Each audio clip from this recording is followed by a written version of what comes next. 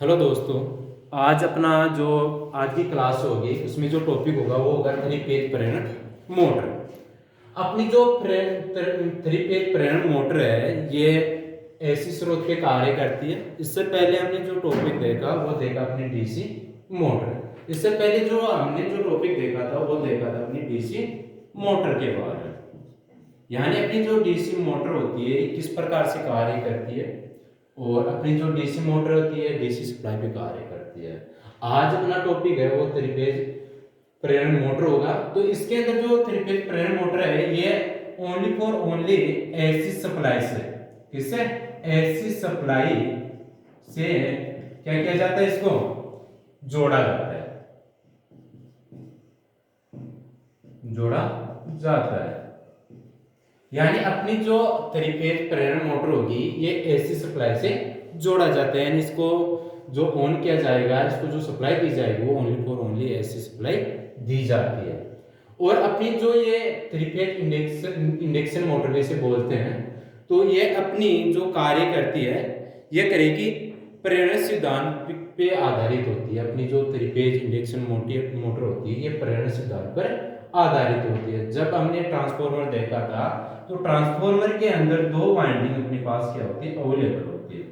एक होती है अपने पास क्रोड और इसके ऊपर दो वाइंडिंग की होती है। एक तो होती है अपने पास प्राथमिक वाइंडिंग और दूसरी होती है वो होती है अपने पास सेकेंडरी वाइंडिंग।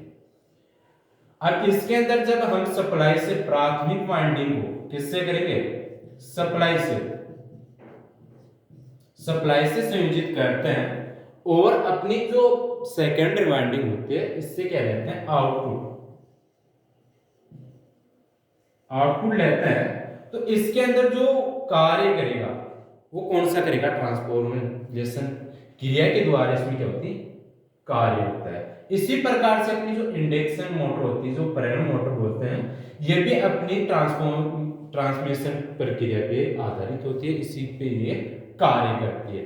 अपनी जो डीसी एसी मोटर होती है, जो थ्री फेज प्रेरण मोटर होती है, इसके अंदर एक तो होता है अपना स्टार्टर जिसे बोलते हैं स्टेटर और दूसरी होती है वो होता है इसके अंदर रोटर।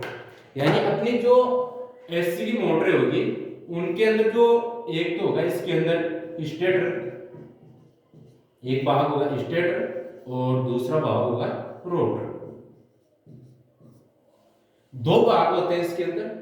जो स्टेटर होता है यह स्थिर भाग होता है, इसके अंदर स्टेटर होता है ये, इसके अंदर कौन सा भाग होगा, स्थिर भाग होगा। और रोटर होगा वो होगा इसमें घूर्णन गति करने वाला यानी घूमने वाला भाग क्या कहलाएगा, रोटर कहलाएगा। डायग्राम बनाते हैं। इस प्रकार से जो बाहर वाला भाग होता है और इसके ऊपर बाहर भाग होगा इसको हम बोलते हैं बॉडी, और इसी के ऊपर क्या किया जाता है, अपना स्टेटर क्या किया जाता है, इस पे स्थापित कर दिया जाता है। अब जो स्टेटर होगा इस पे क्या होगी, अपनी वाइंडिंग की जाएगी। अपनी जो थ्री फेज वाइंडिंग है ना वो किस पे की जाती है, स्टेटर पे की जाती है। स्टेटर पे इसमें क्या की जाएगी, वाइंडिंग की जाएगी, थ्री फेज वाइंडिंग की जाएगी। और जो थ्री फेज वाइंडिंग की जाएगी वो की जाएगी 120 के पिच पे, यानी 120 डिग्री के पिच पे इसमें क्या की जाएगी, वाइंडिंग की जाएगी, थ्री फेज वाइंडिंग। अब अपने पास इंडक्शन मोटर है तो इसके अंदर वाइंडिंग कौन सी होगी, एसी सप्लाई, यानी एसी सप्लाई पे कार्य करने वाली वाइंडिंग की जाएगी। अब इसके अंदर ये अपना जो भाग होगा इस भाग को बोलते हैं, अपन क्या बोलते हैं, स्टेटर। इस भाग को बोलते हैं स्टेटर और इस पे की जाती है थ्री फेज अपनी वाइंडिंग। और इसके मध्य घूमने वाला भाग स्थापित किया जाता है। इसके मध्य जो घूमने वाला भाग स्थापित किया जाता है उसे बोलते हैं क्या, रोटर। इसके मध्य जो घूमने वाला भाग होता है उसको बोलते हैं अपन रोटर। अब डीसी मोटर पढ़ी थी हमने, तो डीसी मोटरों के अंदर जो घूमने वाला भाग होता है उसको हम बोल रहे थे आर्मेचर। डीसी मोटरों के अंदर घूमने वाले भाग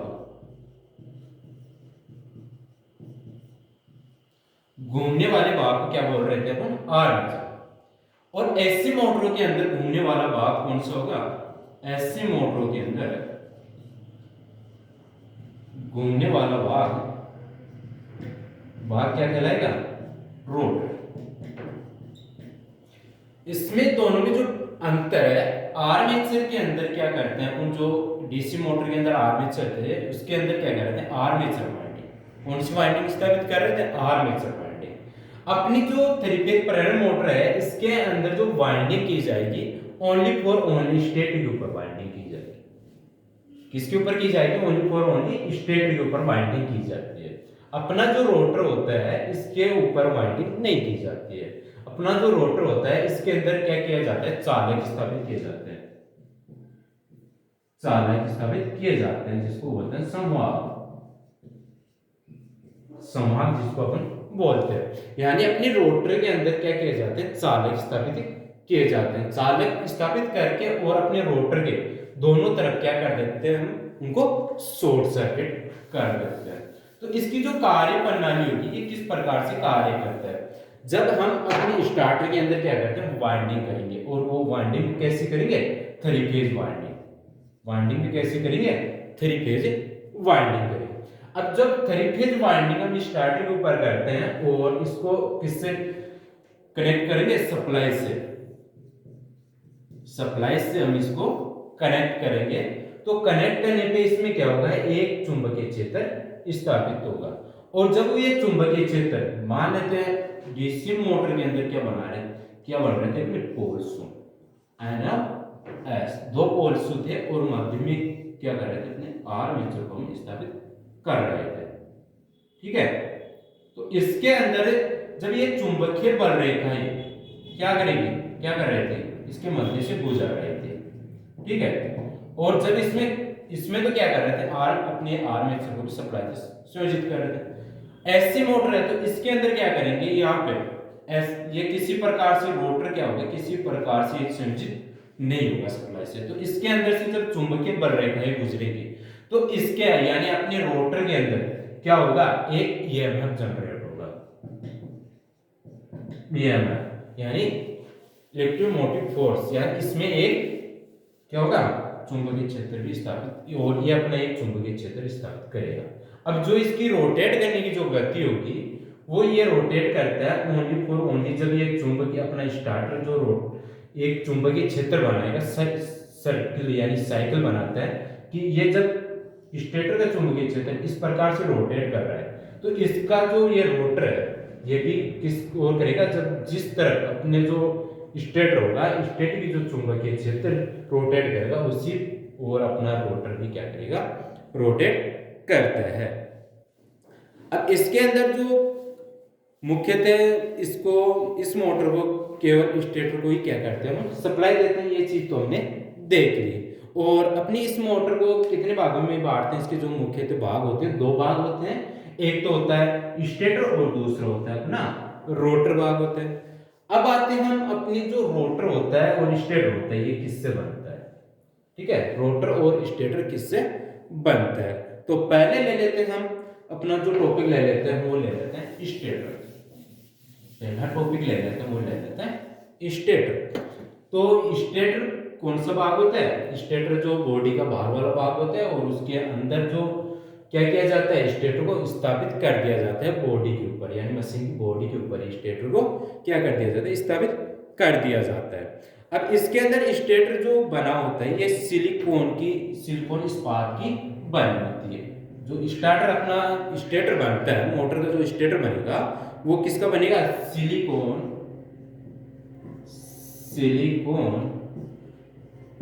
इस्पात, यानी अपना जो स्टेटर बनता है वो सिलिकॉन इस्पात से निर्मित होता है। ठीक है, और इसके ऊपर स्टेटर को लेमिनेटेड कर दिया जाता है, यानी अपने जो स्टेटर बनेगा ये छोटी छोटी पत्तियों से, यानी सिलिकॉन इस्पात की जो छोटी छोटी पत्तियां होती है उनको एक जगह करके यानी रिवेट करके ये बनाया जाता है। और इसके ऊपर जो इंसुलेशन का मान होगा, किसका मान होगा? इंसुलेशन का जो मान होगा वो चढ़ाया जाता है। इसमें 0.35 से 0.35 mm से कितना होगा? 0.35 3.5 mm से लेकर इसका जो मान होगा वो होगा 0.5 mm तक। यानी अपनी जो स्टार्टिंग जो पत्तियां होगी, जो स्टेटर पत्तियों से अपन निर्मित करेंगे, तो उसके ऊपर जो इंसुलेशन चढ़ाया जाएगा, उस इंसुलेशन का जो मान होगा वो होगा अपना 0.53 mm से लेकर 0.5 mm तक इसका इंसुलेशन का मान होता है। अब ये इंसुलेशन क्यों चढ़ाया जाता है? तो अपनी जो एडी करंट धारा यानी क्षति होती है, एडी करंट धारा क्षति कौन सी है? एडी करंट लॉस को कम करने के लिए, यानी एडी करंट क्षति को दूर करने के लिए क्या करते हैं हम? इसके ऊपर इंसुलेशन का चढ़ा देते हैं। इसके ऊपर जो पत्तियां होती है उसके ऊपर हम इंसुलेशन चढ़ाते हैं। अब इंसुलेशन चढ़ाते हैं और इसको हम जो बाइंडिंग करेंगे वो अभी पहले भी बताई थी, वो करेंगे इसके ऊपर कितने में? 120 के 20 डिग्री के गुणक में करते हैं। यानी जो बाइंडिंग करेंगे वो करेंगे 120 डिग्री के गुणक में करते हैं। अब दूसरा भाग आता है इसका, वो आता है रोटर। दूसरा भाग आता है अपने पास रोटर। अब ये रोटर है, ये मोटर यानी एसी मोटर का घूमने वाला पार्ट होता है। यह एसी मोटर का घूमने वाला भाग होता है। यानी अपना जो रोटर होता है ये एसी मोटर का घूमने वाला भाग होता है। दूसरी विशेषता होती है इसकी, ये किसी भी एक सप्लाई से क्या नहीं होता? कनेक्ट नहीं होता। ये सप्लाई स्रोत से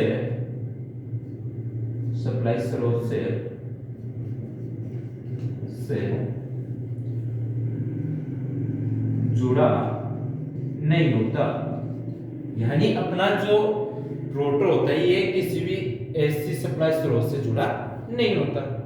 अब इसका जो और ये जब अपना जो रोटर होता है इसका जो घूमने का जो ये गति करेगा, तो ये गति करेगा स्टार्टर के चुंबकीय क्षेत्र की दिशा में। यानी किस ओर करेगा?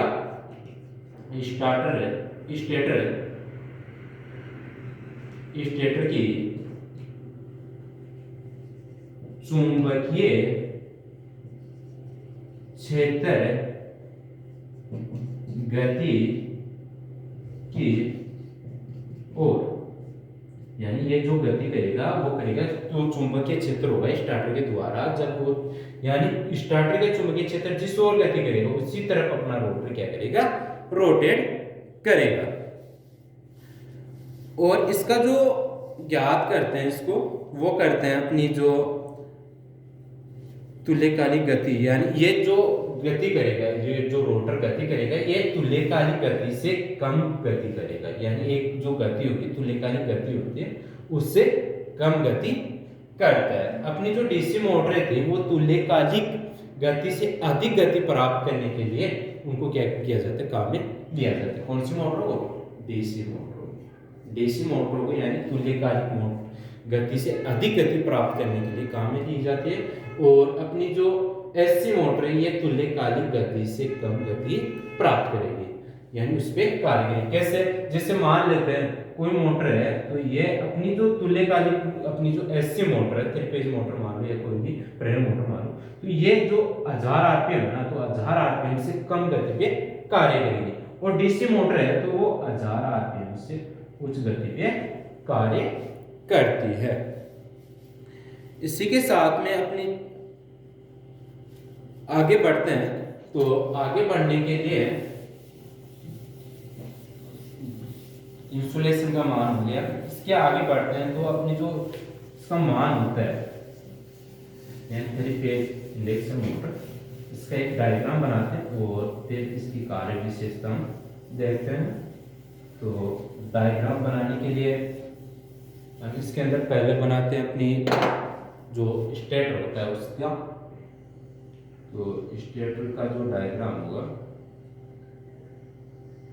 इस प्रकार से स्टेटर का अपना डायग्राम होता है और इसके अंदर क्या की जाती है? स्टेटर के अंदर वाइंडिंग की जाती है।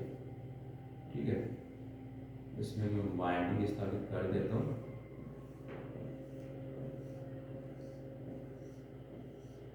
तो अपने स्टार्टर के अंदर क्या की जाती है, वाइंडिंग की जाएगी, और वाइंडिंग वो कैसे होगी, 3 फेज वाइंडिंग होगी अपनी, ठीक है। और जो वाइंडिंग 3 फेज वाइंडिंग की जाएगी वो कितने में, 120 के गुणक में की जाएगी। तो इस प्रकार से ये डायग्राम देख पा रहे होंगे आप, इस प्रकार से क्या की जाती है, इसमें वाइंडिंग की जाती है। और इसके जो मध्य का भाग ये हो गया अपना रोटर, रोटर और स्टेटर, ठीक है। ये अपनी होगी, वो होगी वाइंडिंग, ठीक है। ये की गई है, इसमें वाइंडिंग की गई है, ठीक है। और इसके बाद में अपनी जो मोटर होती है, इसके ऊपर यहाँ एक प्लेट होती है, उसको बोलते हैं अपनी कनेक्शन प्लेट।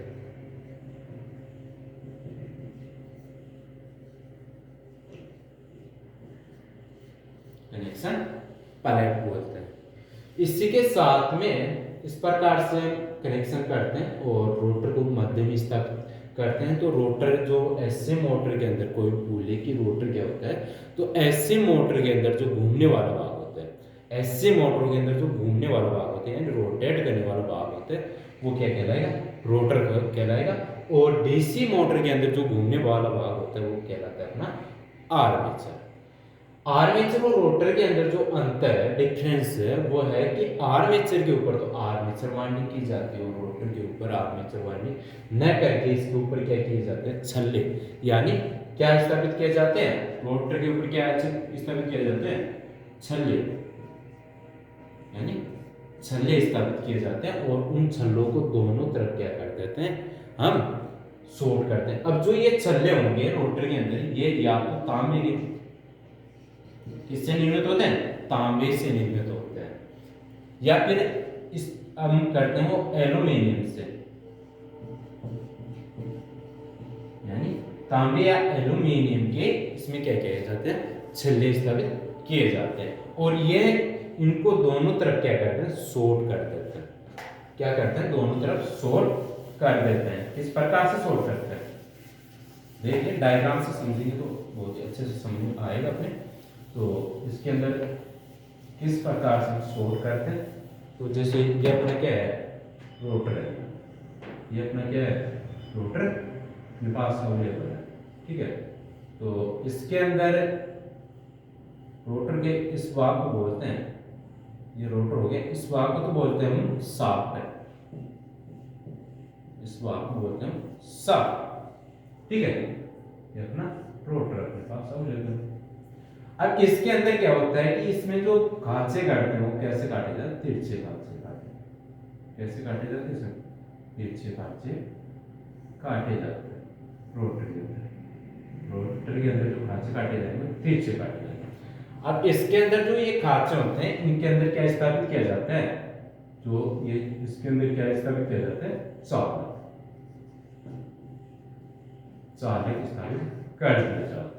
और इन चालकों को दोनों तरफ क्या कर देते हैं, हम शॉर्ट कर देते हैं। इस प्रकार से इन चालकों को दोनों तरफ क्या कर देते हैं, शॉर्ट कर देते हैं। अब जैसे इसमें क्या होगी, यानी स्टेटर के द्वारा जो चुंबकीय क्षेत्र बनेगा और वो क्या करेगी, गति करेगी। और जब वो चुंबकीय बल रेखा स्टार्ट अपनी जो रोटर के अंदर से क्या होगी, गुजरेगी, तो इसके अंदर भी क्या होगा, ये चालक कार्य करेंगे और इसके अंदर भी एक क्षेत्र उत्पन्न होगा, ठीक है। और जब इसके अंदर जो ये कार्य होगा और चुंबकीय क्षेत्र इसके अंदर भी क्या होगा, उत्पन्न होगा, तो ये क्या करने लगेगा, गति करने लगेगा। और जो गति करेगा वो करेगा अपनी स्टार्टर जो प्रेरण मोटर होगी उसकी जो स्टेटर के अंदर जो चुंबकीय क्षेत्र बनेगा, और जो चुंबकीय क्षेत्र जिस तरफ गति करेगा उसी तरफ अपना क्या करेगा, आर्मेचर यानी चालक क्या करने लग जाएगा, गति करने लग जाता है। तो अपने जो रोटर होते हैं इनके भी, ये रोटर भी कितने प्रकार के होते हैं, रोटर कितने प्रकार के होते हैं, 2 प्रकार के होते हैं। अपने जो रोटर होते हैं वो कितने प्रकार के होते हैं, सामान्यतः 2 प्रकार के होते हैं। एक तो आता है पिंजरा और दूसरा दोहरा पिंजरा। यानी एक तो अपनी जो ये इसके अंदर रोटर होंगे वो किस प्रकार के होते हैं, पिंजरे टाइप के, यानी इसके अंदर जो रोटर होते हैं वो किस प्रकार के होते हैं, पिंजरे टाइप के रोटर होते हैं। एक तो यानी पिंजरे टाइप का और दूसरा दोहरा पिंजरा टाइप, यानी किस प्रकार का होगा, दूसरा होगा अपना दोहरे पिंजरे टाइप, दोहरे पिंजरे टाइप का होता है। अब इनके अंदर जो अंतर होता है, तो जो पिंजरा टाइप रोटर होता है इसके अंदर विशिष्ट रोटर के कोर के बने होते हैं, जो ये बने होते हैं, ये इसकी जो कोर होते हैं विशिष्ट धातु से क्या होते हैं, बने होते हैं। और इसके अंदर जो सलोट होते हैं, इन सलोट के अंदर यानी किसके अंदर, पिंजरा टाइप, इस सलोट के अंदर जो चालक स्थापित किए जाते हैं वो किसके किए जाएंगे, तांबे के। किसके किए जाएंगे, तांबे के। इसके तांबे के चालक स्थापित किए जाते हैं। और अब इसको हमें, इस रोटर को अपनी जो मोटर यानी मशीन होती है, तो मशीन के अंदर हम इसको स्थापित करते हैं। तो स्थापित करने के लिए ये शाफ्ट होती है और शाफ्ट के ऊपर क्या लगे होते हैं, बेरिंग्स। क्या लगे होते हैं, अपने बेरिंग्स लगे होते हैं। और जो बेरिंग्स हम इसके ऊपर स्थापित करते हैं, तो बेरिंग्स का क्या कार्य होता है, अपनी जो रोटर होता है तो रोटर को स्वतंत्रता प्रदान करने का कार्य करता है अपना बेरिंग्स। ठीक है। और इसी के साथ में जो दोहरा पिंजरा टाइप जो अपना रोटर होता है, यह भी किस प्रकार का होता है, यानी राउंड आकार में होता है। और इसके अंदर होता है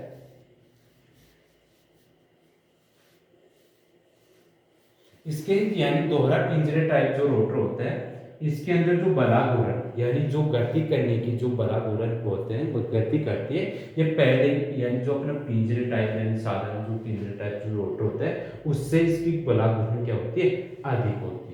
यानी इससे इसकी बलाघूर्ण क्या होगी, अधिक होगी। ठीक है। तो आज हमने इसके अंदर देखा कि अपनी जो 3 फेज प्रेरण मोटर होती है ये किस प्रकार से कार्य करती है और इसके अंदर कौन कौन से भाग होते हैं। तो भाग होते हैं इसके अंदर स्टेटर और रोटर। कौन कौन से, स्टेटर और रोटर, 2 भाग होते हैं। और इसके अंदर जो स्थिर भाग होते हैं उसको तो बोलते हैं, स्थिर भाग को तो बोलते हैं अपन रोटर। स्थिर भाग को क्या बोलते हैं, रोटर बोलते हैं। और जो घूमने वाला भाग होता है उसे क्या बोलते हैं अपन, जो स्टेटर यानी जो स्थिर भाग होता है उसको तो बोलते हैं स्टेटर। और जो घूमने वाला भाग होता है उसको रोटर। स्थिर भाग होगा और ये होगा अपना घूमने वाला भाग होगा। और जो इसके अंदर वाइंडिंग की जाएगी, जो सप्लाई दी जाएगी वो किस पे दी जाएगी, स्टेटर यानी supply. Supply only for only किस पे दी जाएगी, स्टेटर के ऊपर दी जाएगी।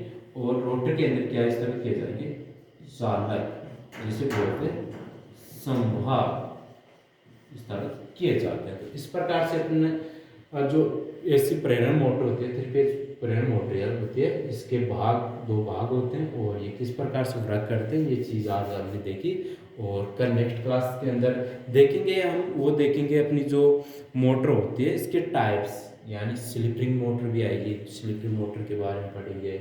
और इसके बाद भी इसके स्टार्टर आएंगे। तो 1 बाय 1 हम आगे से आगे बढ़ते चलेंगे।